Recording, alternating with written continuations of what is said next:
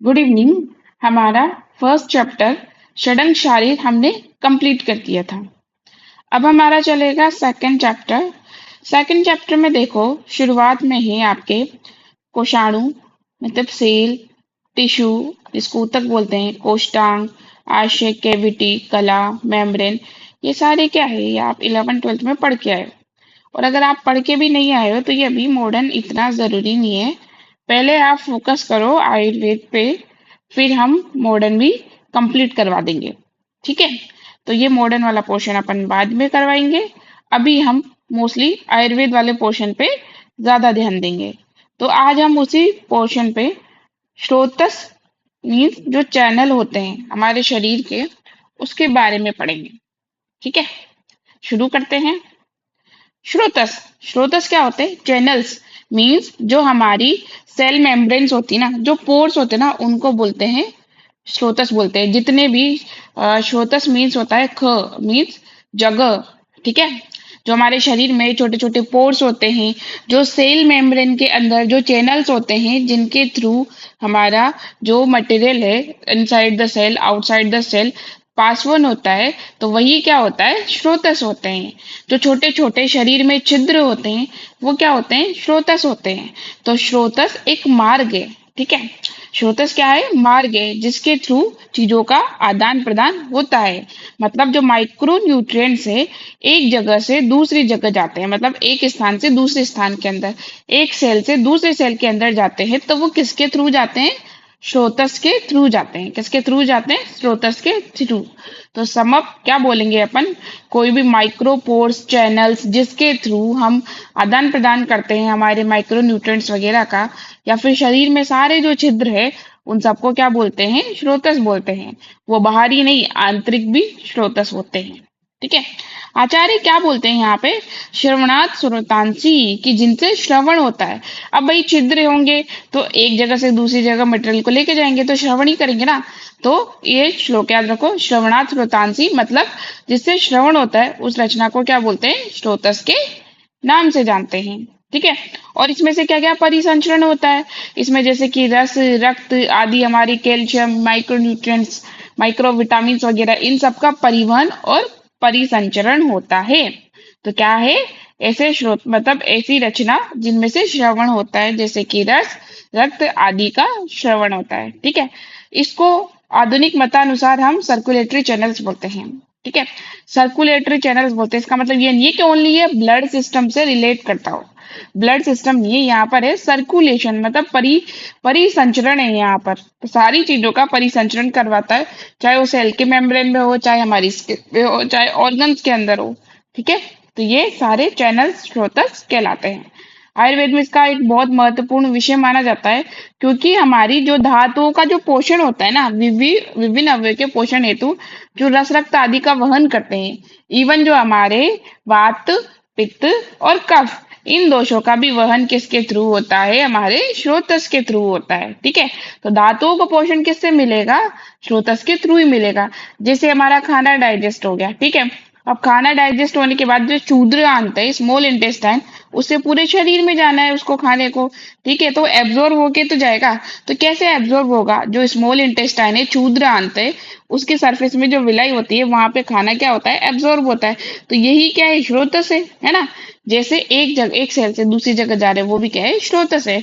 तो इस स्रोतस के थ्रू ही तो होता है। मीन्स जो पोषण है, अवयव को पोषण है, उसके लिए जो रस, रक्त आदि का वहन कौन करते हैं? स्रोतस करते हैं। ठीक है, अब स्रोतस दो प्रकार के बोले हैं। कितने प्रकार के बोले स्रोतस? दो प्रकार के। एक होते हैं बहिर्मुख स्रोतस और एक होते हैं अंतर्मुख स्रोतस। ठीक है, तो नाम से ही पता चला है, बहिर्मुख जो शरीर के बाहर जिनकी ओपनिंग होती है, जो शरीर के बाहर खुलते हैं, वो बहिर्मुख स्रोतस है। अंतर्मुख स्रोतस जो हमारे शरीर के अंदर ही होते हैं और शरीर के अंदर ही खुलते हैं, उनको क्या बोलते हैं? हम अंतर्मुख स्रोतस बोला जाता है। ठीक है, तो बहिर्मुख स्रोतस क्या है? शरीर में बाहर की ओर खुलने वाले स्रोतसों को ही हम क्या बोलते हैं? बहिर्मुख स्रोतस बोलते हैं। ठीक है, अब उन बहिर्मुख स्रोतस में आचार्य ने कितने स्रोतस माने कि हमारे कितने? 9 बहिर्मुख द्वार। कितने द्वार है? तो 9। 9 बहिर्मुख द्वार माने गए हैं। मतलब हमारे बहिर्मुख स्रोतस अब आचार्य ने कितने माने हैं? 9 माने हैं। कितने माने हैं? 9 माने हैं। कौन कौन से? जैसे कि अब देखो कान, नाक और नेत्र, ये क्या है, दो दो, तो कितने हो गए, 6 हो गए। देखो दो कान है, उनकी ओपनिंग भी बाहर की साइड है, दो नासिक मतलब नासिका है दो, और दो नेत्र है, इन सब की ओपनिंग क्या है, आउटसाइड होती है, तो 6 हो गए। तीन कौन कौन से, एक मुंह है, इसकी भी ओपनिंग बाहर साइड है, गुदा और शिश्न, ठीक है, रेक्टम और हमारा पेनिस, ठीक है। तो ये टोटल 9 है जिनकी ओपनिंग जो है, मतलब ये स्रोतस कहाँ खुलते हैं, ये बाहर की साइड खुलते हैं, इन्हीं को क्या बोलते हैं हम, बहिर्मुख स्रोतस भी बोलते हैं, ठीक है। तो ये 9 बोले हैं, पर कुछ कुछ आचार्य बोलते हैं कि नहीं यार, बहुत सारे स्रोतस होते हैं। तो कुछ आचार्य के मत अनुसार स्रोतसों की संख्या कितनी होती है शरीर में, असंख्य होती है। कितनी होती है, असंख्य मानी गई है ना। क्योंकि अब असंख्य मानी गई तो इसका मीन्स यार इतने तो हमें दिख ही नहीं रहे। पर देखो, अगर हम रोम छिद्र को मान लेना कि जो हमारी स्किन है, स्किन पे भी छोटे छोटे पोर्स होते हैं जिन्हीं के थ्रू तो हमारा पसीना, स्वेद वगैरह बाहर निकलता है, सीबम बाहर निकलता है। तो अगर इनको मान ले तो ये भी तो क्या है, बहिर्मुख स्रोतस में ही तो आएंगे। तो रोम छिद्र को मान ले तो हमारे जो स्रोतस्व की संख्या है वो असंख्य हो सकती है, क्योंकि स्किन में तो बहुत सारे स्रोतस हो सकते हैं। इसीलिए कुछ आचार्यों के मत से शरीर में असंख्य क्या माने गए, बहिर्मुख स्रोतस माने गए। तो अगर इसकी पुष्टि करें तो हमें रोम छिद्रों को भी स्रोतस के रूप में क्या करना पड़ेगा, मानना पड़ेगा। तभी हम क्या बोलेंगे कि जो स्रोतस है, बहिर्मुख स्रोतस, वो असंख्य होते हैं, ठीक है। अब आगे देखते हैं। अब ये तो था हमारा बहिर्मुख, अब देखो अंतर्मुख स्रोतस। कितने देखो, क्या देखो, अंतर्मुख स्रोतस, ठीक है। तो आचार्य जो चरक है, इन्होंने 13 प्रकार के अंतर्मुख स्रोतस माने। कितने प्रकार के, 13 प्रकार के, ठीक है। कौन कौन से, सबसे पहले है हमारे पास यहाँ पर प्राणव स्रोतस, ठीक है, उदकव स्रोतस, अन्नव स्रोतस, रसव स्रोतस, रक्तव स्रोतस, मांसव स्रोतस, मेदव स्रोतस, अस्थि, मज्जा, शुक्र, मूत्रव, पुरुषव व स्वेदव स्रोतस, ठीक है। कैसे याद करोगे भाई, सबसे पहले तो इंसान को अपने प्राण बहुत प्रिय होते हैं, इसीलिए प्राण, ठीक है। और प्राण किस पे टिके टिके हुए, जल पे, है ना। सबसे पहले तो हमें भोजन चाहिए भाई, बिना खाने के तो हम उपवास कर सकते ना, बिना पानी के नहीं रह सकते। तो सबसे पहले पानी चाहिए, तो पानी किसका पर्याय है, उदक का पर्याय है, ठीक है। पानी का पर्याय उदक है, तो पहले पानी चाहिए, फिर सॉरी पहले प्राण चाहिए, फिर उदक चाहिए। चलो पानी भी मिल जाता है तो फिर हमें खाना चाहिए, बिना खाने के हम जिंदा नहीं रह सकते, तो अन्न व स्रोतस, ठीक है। और उस अन्न में क्या होता है, रस होता है, ठीक है, रस व स्रोतस। इस रस से क्या बनता है, रक्त बनता है, रक्त से फिर क्या बनेगा, मांस बनेगा, मांस से ही क्या बनेगा, मेद, मेद से अस्थि, अस्थि से मज्जा, और मज्जा से शुक्र व स्रोतस, ठीक है। तो ये तो 7 धातुएं, और हमारे पास यहाँ पे प्राण, उदक, स्रोतस ये हो गए, ठीक है। अब देखो, अब देखो हमारे 3 मल होते हैं, कौन कौन से, मूत्र, पुरुष और स्वेद, ये 3 मल होते हैं। तो भाई इनको निकालने के लिए भी तो स्रोतस होने चाहिए, इसीलिए मूत्र व स्रोतस, पुरुष व स्रोतस और स्वेद व स्रोतस। और क्या बोलेंगे हम, स्वेद व स्रोतस बोलेंगे। तो हम याद हो गया ना। देखो सबसे पहले इंसान को प्राण प्यारे होते हैं, उसके लिए उसको पानी पीना है, तो उदक व स्रोतस। उदक, पानी पीने के बाद उसको अन्न की जरूरत होती है, अन्न में ही क्या होता है, रस, रस से क्या बनेगा, रक्त, रक्त से क्या बनता है, मांस, मांस से क्या बनता है, मेद, मेद से अस्थि, अस्थि से मज्जा, मज्जा किसका कोरिलेशन है, बोन मेरो से, ठीक है। जब हमारी बोन बन जाएगी तो उसके अंदर बोन मेरो भी बन जाएगा, ठीक है।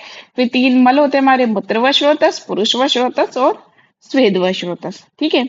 ये किसके अकॉर्डिंग है, ये आचार्य चरक के अकॉर्डिंग। किसके अकॉर्डिंग है, आचार्य चरक के अकॉर्डिंग। अब देखो आचार्य सुश्रुत क्या बोलते हैं, ठीक है।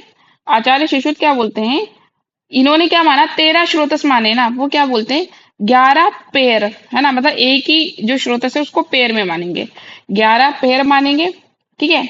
अब 11 पेयर है तो भाई इसमें से 3 को अपन को गायब करना पड़ेगा, ठीक है। तो देखो, अब देखो आचार्य सुश्रुत कौन सा नहीं मानते हैं, अस्थि से मजा नहीं लेते वो, उनको अस्थि से मजा नहीं आता भाई, वो सर्जन आदमी है, तो उनको अस्थि से थोड़ा ना मजा आएगा, उनको तो सर्जरी करनी है। तो वो 3 स्रोतस नहीं मानते, कौन कौन से, पहला है वो अस्थि व स्रोतस नहीं मानते, जो हमने बोला ना यहाँ पर, अस्थि व स्रोतस उसको नहीं मानते हैं। फिर किसको नहीं मानते, वो स से हमारे पास आएगा स्वेद व स्रोतस, और स्वेद व स्रोतस को नहीं मानते हैं। और म से हमारे पास मज्जा व स्रोतस, इन 3 स्रोतस को नहीं मानते हैं। किनको नहीं मानते, ना अस्थि से मजा नहीं आता तो अस्थि व स्रोतस, स से हमारे पास स्वेद व स्रोतस, और मजा से हमारे पास मज्जा व स्रोतस। इन तीन स्रोतस को आचार्य सुश्रुत नहीं मानते। भाई अगर 3 माइनस कर देंगे तो 10 ही बचेंगे, और मैंने तो बोला 11 पेयर होते हैं, तो इसका मीन्स वो एक एक्स्ट्रा स्रोतस मानते हैं। कौन सा? आर्तव वह स्रोतस। कौन सा स्रोतस मानते हैं? आर्तव वह स्रोतस। आर्तव किसको बोलते हैं? मेंस्ट्रुअल ब्लीडिंग को बोलते हैं। ठीक है, किसको बोलते हैं? मेंस्ट्रुअल ब्लीडिंग को बोलते हैं। ठीक है, तो यहाँ पर भाई वो भी तो विजाइना के थ्रू निकलती है ना, हमारी योनि के थ्रू निकलती है, तो इसीलिए उन्होंने आर्तव व स्रोतस माना है। और कौन सा नहीं माना है? अस्थि से मजा नहीं आता है, मतलब अस्थि व स्रोतस, स्वेद व स्रोतस और मज्जा व स्रोतस। देखो ये आपके यहाँ पे लिखा हुआ है कि सुश्रुत ने योग वायु मीन्स, मैंने बोला था ना पैर वाले, सुश्रुत ने योग वायु के रूप में टोटल 11 अंतर्मुख स्रोतस माने, मतलब 11 पैर माने, मतलब एक को ही पैर में बोला है। ठीक है, और इनमें से अस्थि, मज्जा व स्वेद व स्रोतस के रूप में नहीं माना है, इसको नहीं माना है।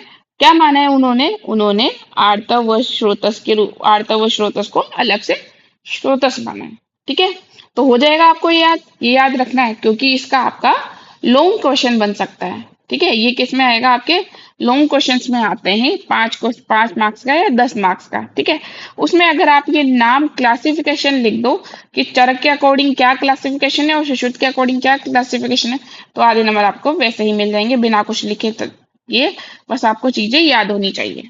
ठीक है, अब देखो, अब अपन कुछ भी याद नहीं करेंगे, अपन को सिंपल ये याद करना है, स्रोतस बोलना है और उसका मूल याद करना है। ठीक है, और बाकी और कुछ याद नहीं करना। जैसे कि प्राण व स्रोतस है, तो आचार्य चरक ने प्राण व स्रोतस का मूल क्या है, कि हमारे प्राण व स्रोतस के मूल क्या है? हृदय एवं महास्रोत। हृदय तो हमारा हर्ट हो गया, और महास्रोत हमारी जीआईटी ट्रैक्ट हो गई, एलिमेंट्री कैनाल जिसको बोलते हैं, जो ईसोफेगस से लेकर के नीचे चलती है ना, मतलब क्या बोलते हैं, अन्न नलिका जो रहती है, वहां से अमाशय तक जाती है, पूरा मलाशय द्वार तक, वो क्या होता है? महास्रोतस होता है। तो प्राण व स्रोतस का मूल क्या है? हृदय एवं महास्रोतस। ठीक है, हृदय और महास्रोतस प्राण व स्रोतस के मूल है। ठीक है, तो इसे याद कर लेना। प्राण हमारा, कैसे याद करोगे? प्राण हमारा, तो प्राण ह से हमारे पास हृदय, और म से हमारे पास महास्रोतस, और प्राण से प्राण व स्रोतस। ठीक है, चरक बोलते हैं, सुश्रुत जी क्या बोलते हैं? सुश्रुत बोलते हैं, हृदय तो उनका सेम ही है, और उन्होंने महास्रोतस की जगह पे रसवाही धमनी बोला है। क्या बोला है? हृदय व रसवाही धमनी। ठीक है, आगे चले। उदक, उदक व स्रोतस का मूल क्या है? तालु क्लोम, है ना? क्या? उदक व स्रोतस का मूल हमारे पास क्या है? तालु व क्लोम। ठीक है, और आचार्य सुश्रुत भी वही बोलते हैं, तालु और क्लोम, है ना? तो उदक ताकू, है ना? उदक ताको कैसे याद करोगे? उदक ताको, तो तालु और क्लोम याद हो जाएगा। ठीक है, फिर चलते हैं अन्न व स्रोतस। अन्न व स्रोतस का मूल भाई, अब अन्न मीन्स हमारा खाना होता है, और भोजन का मूल, भोजन कहाँ पे रहता है? अमाशय। हमारे पेट को क्या बोलते हैं? स्टमक को क्या बोलते हैं? अमाशय। वाम पार्श्व। तो अपन ऐसे बोलते हैं ना कि खाना खाने के बाद अगर लेटो तो बाई साइड करवट लेकर के सोना चाहिए। क्यों सोना चाहिए? क्योंकि उस टाइम पे एसिड सिक्रेशन ज्यादा होगा। यहाँ पर वाम पार्श्व इसलिए बोला क्योंकि हमारे अमाशय वाम पास में होता है, और जो हमारा रेक्टम है ना, जो हमारा जो मल द्वार है, वो भी वाम मीन्स हमारे बाई साइड में होता है। इसीलिए इसका जो मूल है, यहाँ पे तो खाना पचेगा और यहाँ से खाना बाहर जाएगा, इसीलिए इसका मूल क्या होगा? अमाशय व वाम पार्श्व को माना है। ठीक है, आचार्य सुश्रुत भी ये बोलते हैं, पर ये अमाशय व अन्नवाही धमनी बोलते हैं, मतलब इनको धमनियों से ज्यादा प्यार था। अमाशय तो सेम है, और अन्नवाही धमनियां बोला है। ठीक है, ठीक है, आवा अन्न में, है ना, तो ऐसे बोलेंगे अपन, आवा अन्न में, तो अमाशय और वाम पार्श्व, आवा अन्न में अन्नवाही धमनी। ठीक है, और अन्नवाही धमनी किसने बोला है? आचार्य सुश्रुत ने बोला है। ठीक है, अब चलते हैं रस व स्रोतस। ठीक है, तो इसका मूल क्या है? इसका मूल है हृदय व रस धमनियां। अब देखो, हृदय जो है वो किसका मूल था? प्राण का भी है, और यहाँ पर ये इसका भी है, रस व स्रोतस का भी है। ठीक है, आचार्य सुश्रुत क्या बोलते हैं? ये भी ये बोलते हैं हृदय और रसवाही धमनियां। देखो, इन्होंने रसवाही धमनी और कहाँ पर बोला है? प्राण व स्रोतस में बोला है, मतलब इसका प्राण व और रस व स्रोतस इन दोनों का मूल क्या है? सेम ही है, हृदय व रसवाही धमनियां। ठीक है। और हमारे आचार्य चरक क्या बोलते हैं? हृदय व 10 धमनियां बोलते हैं। ठीक है। फिर आता है रक्त व स्रोतस। रक्त व स्रोतस का मूल क्या है? यकृत और प्लीहा, है ना। तो क्या बोलोगे? रक्त, यस प्लीज, है ना। ठीक है, रक्त, यस प्लीज। और यहाँ पर भी आचार्य सुश्रुत, ये भी सेम बताते हैं, बस इसमें धमनियां ऐड करनी है। रक्तवाही धमनियां, मतलब अगर आपसे धमनियों वाला अगर कंफ्यूज भी हो जाए ना, तो धमनियां किसको प्यारी है? आचार्य सुश्रुत को, क्योंकि वो सर्जन इंसान है ना, तो उनको धमनियां प्यारी हो ही। ठीक है। तो रक्त व स्रोतस को अपन कैसे याद करोगे? Yes please. कैसे याद करोगे? Yes please. ठीक है, रक्त में यस प्लीज हो गया यार। अब चलो, मांस व स्रोतस। मांस व स्रोतस का मूल स्नायु और त्वचा। क्या बोला है? स्नायु। स्नायु किसको बोलते हैं? हमारे पास यहाँ पे टेंडन्स को, कंडरा को, जो मसल्स को अस्थि से जोड़ती है, जो मांसपेशियों को, जो मांसपेशियां रहती है उसको अस्थि से जो जोड़ती है, हमारे पास यहाँ पे ये क्या होते हैं? ये होते हैं टेंडन, इन्हीं को स्नायु बोलते हैं। और त्वचा, तो मांस व स्रोतस का मूल क्या है हमारे पास? स्नायु व त्वचा है। ठीक है। आचार्य सुश्रुत क्या बताते हैं? स्नायु, त्वचा व रक्तवाही धमनी, मतलब इन्होंने सिंपल बस यहाँ पर रक्तवाही धमनी जोड़ा है। ठीक है, ऊपर भी रक्त व स्रोतस में भी रक्तवाही धमनी जोड़ा है, बाकी सेम टू सेम है ना। बाकी क्या है? सेम टू सेम है। ठीक है, आगे चले। अब चलते हैं हमारे मेद व स्रोतस में। मेद व स्रोतस का मूल क्या है? वृक्क व वपावहन। वृक्क किसको बोलते हैं? किडनी को बोलते हैं। किसको बोलते हैं? किडनी को। और वपावहन क्या होता है? ओमेंटम। क्या होता है वपावहन? ओमेंटम। ओमेंटम क्या होता है? जो हमारी फैट की लेयर, जो कि हमारे एब्डोमन एरिया है ना, जो हमारा एब्डोमन वाला एरिया है, उसको जो पेरिटोनियम फोल्ड होता है ना। सिंपल सी आप तो ये बात समझो कि हमारे जो भी विसरल ऑर्गन है, जो पेट के आसपास है, उसके ऊपर एक लेयर होती है, उसको प्रोटेक्ट करने के लिए, उसी को ही वपावन बोलते हैं, फैटी लेयर होती है वो। ठीक है। तो वृक्क मूलम वपामन वनम, ये किसका है? मेद व श्रोतस का। तो एमवी स्क्वायर, है ना। क्या बोलोगे? MV square.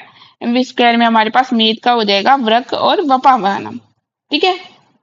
अब देखो, आचार्य शिक्षक ने थोड़ा सा यहाँ पे अलग कर दिया। व्रक तो माना ही है, चलो इसमें तो कोई कंफ्यूजन नहीं है। वपावन को उसने क्या बोल दिया? कटी। कटी क्या होता है? हमारा जो नीचे का प्रदेश होता है, जो बैक वाला एरिया होता है, उसी को बोलते हैं कटी। तो कटी व व्रक को आचार्य शिक्षक ने मेद व स्रोतस का मूल माना है। ठीक है। अस्थि व स्रोतस, है ना। अस्थि व स्रोतस का आचार्य चरक ने क्या बोला है? मूल, इसका मूल क्या है? मेद व जगन। ठीक है, मेद मीन्स हमारे पेट वाला एरिया, जगन जो हमारे थाई वाला रीजन होता है नीचे। ठीक है, नितंब वाला रीजन ये है। तो हम इसको कैसे याद करोगे? अस्थि मेज पर है। अस्थि कहाँ पर है? अस्थि वही मेज पर रखी होती ना, तो अस्थि मेज पर है, तो मेद और मूलम जगनम। ठीक है, मेद और जगन। और आचार्य सूचक ने तो अस्थि व श्रोतस माना ही नहीं है। ठीक है, अस्थि से मज्जा, ना ही स्वेद माना है, ना ही मज्जा वाला माना है। ठीक है, मज्जा व श्रोतस का मूल आचार्य चरक क्या बोलते हैं? अस्थि व संधि। क्या बोलते हैं? मज्जा भाई कहाँ पे मिल सकते हैं? पहले तो अस्थियों में मिल सकती है, और संधियों में, जो हमारी जॉइंट्स होते हैं, वहां पे मज्जा मिलती है। ठीक है, तो इसका मूल क्या हो जाएगा? अस्थि व संधि, एएस हो जाएगा। ठीक है, मास याद कर लो यहाँ पर। यहाँ पर हो जाएगा हमारा मास, या फिर मजा एएस में। ठीक है, मजा अस्थि संधि में। ठीक है, पर उसको वहां से मत करना, अस्थि से मज्जा वाले पे वो मिक्सअप मत कर देना। ठीक है। फिर आता है शुक्र व स्रोतस। इसका मूल क्या होगा भाई? नीचे के जेनाइटल पार्टी होंगे, इसलिए वृषण व शिश्न। ठीक है, वृषण हमारे स्कोटम को बोलते हैं, अंडकोश को बोलते हैं, और शिश्न पेनिस को बोलते हैं। तो इसका शुक्र व स्रोतस का मूल क्या है? वृषण व शिश्न है। सुश्रुत ने भी बोला है कि यहाँ पर इसने क्या बोला है? वृषण, और यहाँ पर शिश्न की जगह पर इसने स्तन बोल दिया। ठीक है, ये याद रखना है। क्या है इसका? स्तन व वृषण, और इसका है वृषण व शिश्न। ठीक है। फिर अब अपने पास ये धातुएं सारी हो गई। अब मल बचे हैं। मूत्र व स्रोतस। मूत्र व स्रोतस का मूल बस्ती व वंक्षण है। मूत्र व स्रोतस है, तो मूत्र कहाँ पर होता है? ब्लेडर में तो इकट्ठा होता है, इसीलिए बस्ती क्या होती है? ब्लेडर होती है हमारी। क्या होती है? ब्लेडर होती है। तो इसका जो मूल है वो क्या है? मूत्र व स्रोतस का बस्ती व वंक्षण है। क्या है इसका? बस्ती व वंक्षण, है ना। ठीक है।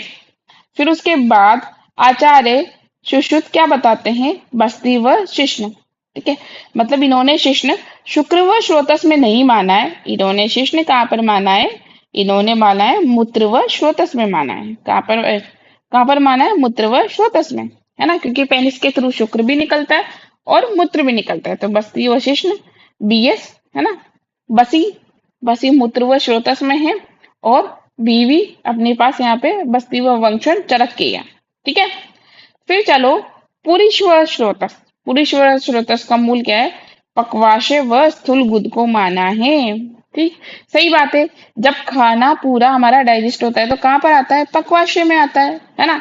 फिर उसी पक्वाशय में हमारे पास, पक्वाशय मीन्स क्या होती है? बृहदांत्र, है ना।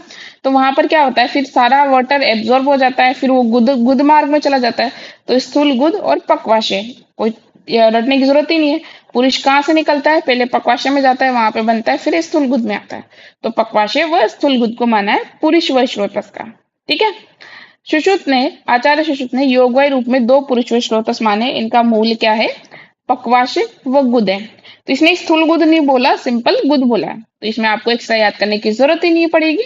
पक्वाशय व गुद आचार्य सुश्रुत बोलते हैं और पक्वाशय व स्थूल गुद आचार्य चरक बोलते हैं। अब देखो स्वेद वह स्रोतस। कौन सा स्रोतस? स्वेद वह स्रोतस। इसका मूल क्या है? मेद व लोमकूपो। क्या है? मेद व लोमकूप। तो भाई पसीना किससे आता है? लोमकूप मीन्स हमारे जो जो रोए होती है उन्हीं से ज्यादा पसीना आता है, वही हमारे छिद्र है। ठीक है, और मेद, जिस जो ज्यादा मेदस्वी होता है, जिसके ज्यादा फेट होता है, उसके पसीना ज्यादा आता है। ठीक है, तो अपन क्या याद करोगे? मेलो, है ना। स्वेद में मेलो, स्वेद में मेले हो जाते हैं ना, अपन पसीने में मेले हो जाते हैं। तो यहाँ पे मेलो याद कर लो, स्वेद की वजह से मेलो, मतलब मेद व लोमकूप। और आपने अभी देखा था कि जो हमने मेद व स्रोतस कहाँ पे देखा था? अस्थि मेज पर है। तो एक मेद हमारे कहाँ पर आया था? अस्थि में भी आया था। कहाँ पर आया था? अस्थि में भी आया था। तो मेदो मूलम लोमकूपश, ये किसका है? स्वेद व स्रोतस का। आचार्य सुश्रुत ने तो स्वेद व स्रोतस ही नहीं माना था, इसीलिए इसका इसमें दे नहीं रखा। ठीक है, तो ये हमने यहाँ तक पूरे ये 13 देख लिए, उसमें जो आचार्य सुश्रुत ने माने वो भी देख लिए। ठीक है, अब देखते हैं कि हाँ एक्स्ट्रा क्या माना था उन्होंने? आर्तव व श्रोतस माना था। ठीक है, आचार्य चरक ने नहीं माना है, ये सिंपल आचार्य सुश्रुत ने माना है। ठीक है, तो दो आर्तव व श्रोतस बताएं, कौन सा? गर्भाशय व आर्तववाही धमनियां। गर्भाशय किसको बोलते हैं? यूटेरस को, है ना। इसी की तो मायोमेट्रियम लेयर होती है जिससे कि ब्लीडिंग होती है। ठीक है, तो यूट्रस, गर्भाशय। ठीक है, गर्भाशय से ही तो आर्तव आएगा, तो गर्भाशय और आर्तवाही धमनियों से वो नीचे की तरफ जाएगा। तो गर्भाशय और आर्तवाही धमनियों को क्या माना है इसने? आर्तव व स्रोतस का मूल माना है। क्या माना है? आर्तव व स्रोतस का मूल माना है। ठीक है, तो ये था हमारे पूरे स्रोतस वाला। तो एक बार अपन क्विक रिवीजन कर लेते हैं कि आचार्य चरक ने पूरे 13 माने हैं। उसमें आचार्य सुश्रुत ने कौन से नहीं माने? अस्थि से मजा नहीं आता उनको, क्योंकि वो सर्जन आदमी है। तो अच्छी अस्थि से मजा में अस्थि व स्रोतस नहीं माना है, स्वेद व स्रोतस नहीं माना है, और मज्जा व स्रोतस नहीं माना है। तो उन्होंने अलग से कौन सा स्रोतस माना है? आर्तव व स्रोतस माना है। इसीलिए आचार्य सुश्रुत के 11 पैर योगवाही लगाना जरूरी है, क्योंकि सुश्रुत इनको पेयर में बोलता है। ठीक है, तो 11 योगवाही अंतर्मुख स्रोतस आचार्य सुश्रुत ने माने हैं। और आचार्य चरक ने 13 प्रकार के, इन्होंने योगवाही नहीं लगाए, इन्होंने 13 प्रकार के अंतर्मुख स्रोतस माने हैं। और हमने एक एक करके पढ़ा था कि प्राण का तो हृदय एवं महास्रोतस था। प्राण हमारा से याद किया था। और आचार्य सुश्रुत ने रसवाई धमनी बोला है। उदक व स्रोतस में तालु क्लोम, तो उदक ताको, तो तालु और क्लोम ये आचार्य सुश्रुत और चरक दोनों ने सेम माना है। अन्न, खाना कहाँ पे आता है? अमाशय में। ठीक है, और वाम पार्श्व में सारे हमारे गुद वगैरह रहते हैं। तो अमाशय, वाम पार्श्व, अन्न, आवा। ठीक है, ये हो जाएगा। और इसमें बस एक्स्ट्रा अन्नवायु वाम पार्श्व नहीं माना है, अन्नवायु धमनी ऐड किया है। रस किस में होता है भाई? हृदय और 10 धमनियां। तो किसको याद कैसे करोगे? रस होता है हरा धनिया में। रस किस में होता है? हरा धनिया। तो हरा से हमारे पास हृदय और धनिया से हमारे पास धमनिया। ठीक है, धनिया से हमारे पास क्या हो जाएगी? धमनिया। ठीक है, 10 धमनिया। और आचार्य शिशु रसवाई धमनी बोलते हैं। रक्त हमारे पास है क्या है? यक प्लीज, यकृत और प्लीहा। और आचार्य सुश्रुत ने रक्तवाही धमनी ऐड किया है। ठीक है, मांस व स्रोतस का हमने क्या बोला था? स्नायु और त्वचा। ठीक है, आचार्य सुश्रुत ने रक्तवाही धमनी ऐड किया है। मेद का मैंने क्या बोला था? MV square. तो मेद मीन्स वृक और वपावन चरक ने, और इसने केवी बोला है, कटी व वृक, ठीक है। सुश्रुत ने अस्थि, देखो अस्थि आचार्य सुश्रुत ने तो मानी नहीं है, और यहाँ पर अस्थि मेज पर है, तो मेज से हमारे पास मेद और जगन, शुक्र व स्रोतस, वृषण व शिष्य, तो अपन क्या बोलेंगे, वृषण व शिष्य, शुक्र व स्रोतस, आचार्य चरक ने वृषि और इसने स्तन व वृषण माने सुश्रुत ने, ठीक है। मूत्र में बस्ती वंक्षण बीवी, ठीक है, तो बस्ती वंक्षण और ये बोलते हैं बीएस, बस्ती व शिश्न। पुरुष व स्रोतस में पक्वाशय व स्थूल गुद माना है, क्योंकि पक्वाशय में बनता है गुद में चला जाता है। सुश्रुत ने भी सेम माना है, बस स्थूल गुद की जगह पे गुद लिखा है। स्वेद में हमारे पास मेद व लोम कूप, तो मैंने क्या बोला था, मेले में मेले हो जाते हैं जब हमारे पसीना आता है, तो मेद लोम कूपश। आर्तव व स्रोतस आचार्य सुश्रुत ने ही माना है, उसके मूल है गर्भाशय व आर्तव व धमनी, ठीक है। तो मनो व स्रोतस कुछ आचार्यों ने ना एक्स्ट्रा स्रोतस माना, एक कौन सा, मनो व स्रोतस की कल्पना भी की, ठीक है। और यहाँ पर कुछ पॉइंट है, जैसे कि चरक ने मन का स्थान किसको माना है, हृदय को, ठीक है। मीन्स जो हृदय से निकलने वाली जो 10 धमनियां है, ये क्या है, हमारी मनोवय स्रोतस का मूल है। तो एक्स्ट्रा पॉइंट याद कर लेना कि कुछ आचार्य ने मनोवय स्रोतस माने हैं, उसमें भी हमारे मन का स्थान आचार्य चरक ने हृदय को माना है, तो हृदय से निकलने वाली जो 10 धमनियां हैं वही क्या है, मनोवय स्रोतस का मूल है। तो ये था हमारा स्रोतस वाला लेक्चर। इसमें हमने देखा कि स्रोतस क्या होते हैं, जो श्रवण करते हैं, जिनके थ्रू परिसंचरण होता है, चीजों का आदान प्रदान होता है। छोटे छोटे जो चैनल्स होते हैं, सेल के अंदर जो पोर होते हैं, जो हमारे रोम छिद्र है, वो सब क्या कहलाते हैं, स्रोतस कहलाते हैं, ठीक है। अगर आपको कोई भी डाउट लगे तो आप कॉल करके या फिर टेलीग्राम पे या फिर यहाँ पे कमेंट करके जरूर बताना। Okay, thank you.